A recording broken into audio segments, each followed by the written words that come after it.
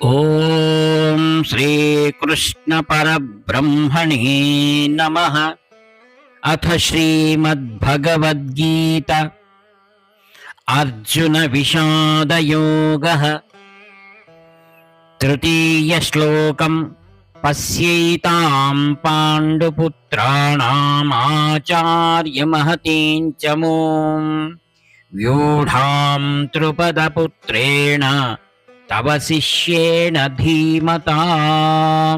భావము: ఓ గురువర్య, బుద్ధిశాలియు మీ శిష్యుడు నగు దృష్టద్యుమ్నుని చేత వ్యూహాకారముగా రచింపబడి ఉన్నట్టి పాండవులు ఈ గొప్ప సైన్యమును చూడుము. దీని వ్యాఖ్య: ఈ శ్లోకమునకు ముందు దుర్యోధన ఉవాచ అని ఉండవలసినది, కానీ అట్లు లేదు. పాపియగుటచే అతని నామమును పుణ్యశీలు గీతా పాఠకులచే పలుమార్లు ఉచ్చరింపకుండా చేయుటకే కాబోలు ఆ విధముగా గావింపబడినది. దుర్యోధనుడు రాజకీయ చతురత కలవాడు. కార్య సాధనా నిమిత్తము రాజకు తానే దిగివచ్చి ఒకానొక సేనా నాయకునితో మాట్లాడుటయే కాక ప్రతిపక్షముపై అతనికి రోషము కూడా కల్పింపదొచ్చెను. ద్రుపదుని పుత్రుడును మీ శిష్యుడునకు దృష్టద్యుమ్నుడు పాండవ సేనలను చక్కగా తీర్చిదిద్దెను అని పలుకుట ద్వారా అతడు ద్రోణాచార్యునికు ద్రుపదుని ఎడలగల పూర్వపు వైరమును జ్ఞప్తికి తెచ్చెను.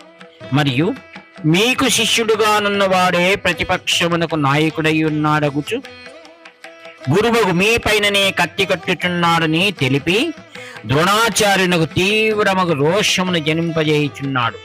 ఎదిరి పక్షమును తన నాయకుని గొప్పగా వర్ణించుట ద్వారా స్వపక్ష నాయకునికి వారిపై ప్రతీకార భావనను వృద్ధి వందించుటయే దుర్యోధని ఆశయం.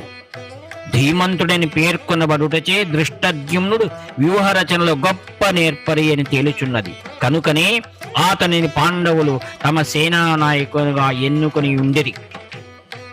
హరి ఓం తత్సత్.